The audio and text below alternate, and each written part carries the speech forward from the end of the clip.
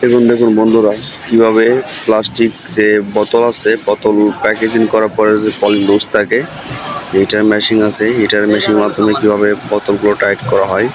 তো ওই মেশিনটা অনেকদিন ধরে বন্ধ ছিল, এখন চেক দিচ্ছে আসলে হিটারগুলা বোলোয়ারগুলা ঠিক আছে কি।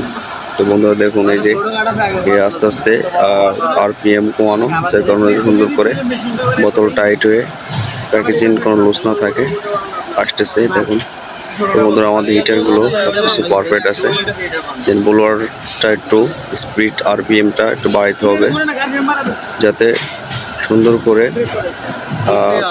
কোনো জায়গা লুজ না থাকে।